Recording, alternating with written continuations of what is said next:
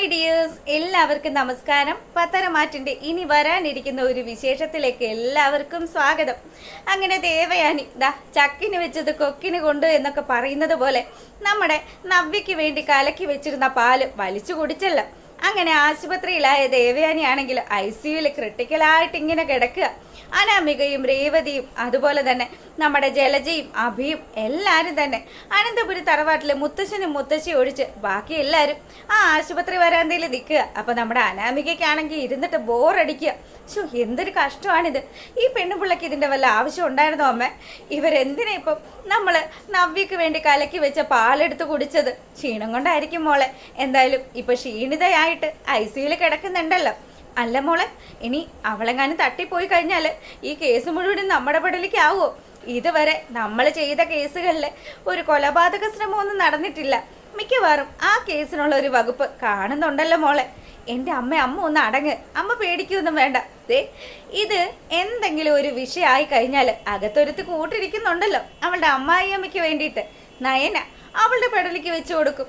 അവൾക്കെതിരെ നമ്മൾ തെളിവുണ്ടാക്കും. അതുകൊണ്ട് അമ്മ ഈ കാര്യങ്ങൾ ആലോചിച്ച് ടെൻഷൻ അടിക്കണ്ട. പിന്നെ അമ്മ, എനിക്ക് നന്നായിട്ട് വിശക്കുന്നുണ്ട്. നമുക്ക് വീട്ടിലേക്ക് പോയാലോ? ഇന്ന് എന്തൊക്കെയോ സ്പെഷ്യലൊക്കെ ഉണ്ടാക്കി വെച്ച ദിവസമായിരുന്നു. ഇനി എങ്ങനെയാമ്മ നമ്മളിവിടെ കുത്തിയിരിക്കുന്നത്? നമുക്ക് എന്തെങ്കിലും തട്ടിപ്പ് പറഞ്ഞ് ഇവിടുന്ന് മുങ്ങിയാലോ? നോക്കാം മോളെ എന്നും പറഞ്ഞ് നമ്മുടെ രേവതിയും അതുപോലെ തന്നെ അനാമികയും കൂടി ജയന്റെ അടുത്തേക്ക് ചെല്ലുക. അല്ല, എങ്ങനെയുണ്ട്? ഡോക്ടർ എന്താ പറഞ്ഞത്? ദേവയാനിക്ക് ഇപ്പോൾ കുഴപ്പമൊന്നും ഇല്ലല്ലോ അല്ലേ? ദേവയാനിയുടെ വയറ്റിലേക്ക് ഭയങ്കരമായിട്ടുള്ള എന്തോ വിഷപദാർത്ഥം ചെന്നിരിക്കുന്നത്. അതിൻ്റെ അസ്വസ്ഥതകളൊക്കെ ആയിരുന്നു. വയറ് ക്ലീൻ ആക്കിയപ്പം ഓൾമോസ്റ്റ് ഓക്കെ ആയിട്ടുണ്ട്. പിന്നെ എന്ത് ചെയ്യാനാ, മോൾക്ക് നല്ലതുപോലെ വിശക്കുന്നുണ്ടെന്ന് പറയുന്നു. ഇവിടെ അടുത്ത് ക്യാൻറ്റീൻ ഉണ്ടാകുമല്ലോ, ഞങ്ങൾ അവിടെ പോയി ഭക്ഷണം കഴിച്ചിട്ട് വരാമെന്ന് പറഞ്ഞതും ജയൻ പറഞ്ഞു, നിങ്ങൾ എന്തിനാ വെറുതെ ക്യാൻറ്റീനിലേക്ക് പോകുന്നത്?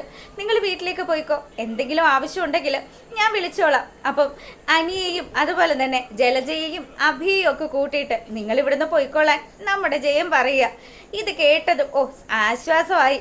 എന്തായാലും ഇനി വീട്ടിൽ പോയി സുഖിക്കാം. അല്ല, വീട്ടിൽ പോയാൽ പണിയെടുക്കാൻ ആൾ വേണമല്ലോ. അച്ഛാ, അങ്ങനെയാണെങ്കിൽ ജാനകി അമ്മയെ കൂടി ഞങ്ങളുടെ കൂടെ വിടുവോ? എനിക്ക് തനിച്ചവിടെ നിൽക്കാൻ പേടിയാ. അതിന് മോളുടെ അമ്മ കൂടെ ഉണ്ടല്ലോ. അതിനെന്താ, സാരമില്ല. എനിക്ക് ആ അമ്മയും കൂടി എൻ്റെ കൂടെ ഉണ്ടെങ്കിൽ എൻ്റെ ഇഷ്ടത്തിനനുസരിച്ചുള്ള ഫുഡുകളൊക്കെ അമ്മ ഉണ്ടാക്കി തരുമല്ലോ എന്ന് പറഞ്ഞു. അങ്ങനെ ജാനകിയും കൂടി അടുക്കളപ്പണി ചെയ്യാൻ വേണ്ടിയിട്ട് അനാമികയും രേവതിയും കൂടി ചേർന്ന് കൂട്ടിക്കൊണ്ടു പോവുക. നമ്മുടെ മുത്തച്ഛൻ്റെയും മുത്തശ്ശിയുടെയും ഒക്കെ കാര്യങ്ങളും കൂടി നോക്കണമല്ലോ. പോരാത്തതിന് ഗർഭിണിയായിട്ടുള്ള നവ്യയും അവിടെയാണ് ഉള്ളത്. അതുകൊണ്ട് തന്നെ ഇവരെല്ലാവരും കൂടി ആശുപത്രിയിൽ നിന്ന് അടപടലെ പോയി. പിന്നീടാണെങ്കിലോ നമ്മുടെ ആശുപത്രിയിൽ ജയനും അതുപോലെ ആദർശും നയനയും മാത്രമേ ഉള്ളൂ. നയനയാണെങ്കിലോ ദേവയാനിയുടെ അടുത്ത് രാപ്പകല് ഉറക്കമില്ലാതെ അവിടെ ഇങ്ങനെ ഇരിക്കുക. അപ്പം ദേവയാനിയെ പരിചരിക്കുകയൊക്കെ ചെയ്യുന്നുണ്ട്. ഇടയ്ക്ക് മരുന്നിൻ്റെ ആ ഒരു സഡേഷൻ്റെ ആ ഒരു സമയത്ത് നമ്മുടെ നയന പറയുന്ന ചില കാര്യങ്ങളൊക്കെ ഒരു ബോധ മനസ്സിൽ നമ്മുടെ ദേവയാനി അറിയുന്നതൊക്കെ ഉണ്ട്. അപ്പം ദേവയാനിക്ക് മനസ്സിലാവുന്നുണ്ട് ഇവള് നല്ല ഒരുത്തിയാണെന്ന്. എന്തായാലും ആ രാത്രിയും പകലും നമ്മുടെ നയനെ കൂട്ടിരുന്നു. പിറ്റേ ദിവസം രാവിലെ ആയി ഡോക്ടർ വന്ന് ദേവയാനിയെ പരിശോധിക്കുക. അപ്പം ആ സമയത്താണെങ്കിലോ ദേവയാനി പതുക്കെ കണ്ണുകൾ തുറന്നു. എന്നിട്ട് നമ്മുടെ ആദർശിനെ അന്വേഷിക്കുക. അപ്പം ആദർശ് വന്നതും, അമ്മേ എന്തായാലും സമാധാനമായല്ലോ. ഞങ്ങൾ ശരിക്കും പേടിച്ചു പോയമ്മേ. അമ്മയുടെ അവസ്ഥ കണ്ടപ്പം എന്താ അമ്മ ശരിക്കും സംഭവിച്ചത്? എൻ്റെ മോനെ, ഇവളുണ്ടാക്കി വെച്ച പാലാണ് ഞാൻ എന്നെടുത്ത് കുടിച്ചത്. അത് കുടിച്ച പാടെ തന്നെ എനിക്കൊരു തലകറക്കം ഫീൽ ചെയ്തു. പിന്നെ എന്താ സംഭവിച്ചതെന്നൊന്നും അമ്മയ്ക്ക് ഓർമ്മയില്ല മോനെ. ഞാൻ എന്തൊക്കെയോ എനിക്ക് സംഭവിച്ചിട്ടുണ്ട് എന്ന് എനിക്ക് മനസ്സിലായി. പക്ഷേ ഇതിനിടയ്ക്ക് എന്തൊക്കെ കളികൾ നടന്നു എന്നൊന്നും എനിക്കറിയില്ല. സത്യം പറയടി, നീ എന്തെങ്കിലും വിഷം ആ പാലിൽ ചേർത്തിരുന്നോന്ന് നയനിയോട് ചോദിക്കുക. എൻ്റെ ദേവയാനി, നീ എത്ര കിട്ടിയാലും പഠിക്കില്ലല്ലേ? നിനക്ക് എന്താ സൽബുദ്ധി തോന്നാത്തത്? എടി, ഈ രാത്രിയും പകലും ഒക്കെ നിനക്ക് കൂട്ടിരുന്നവളാ ഈ നിൽക്കുന്ന നയന. എന്നിട്ട് ആ കുഞ്ഞിനെ ഇങ്ങനെയൊക്കെ പറയാൻ നിനക്ക് എങ്ങനെ മനസ്സ് വന്നു? അതൊന്നും പറയാൻ പറ്റില്ലല്ലോ.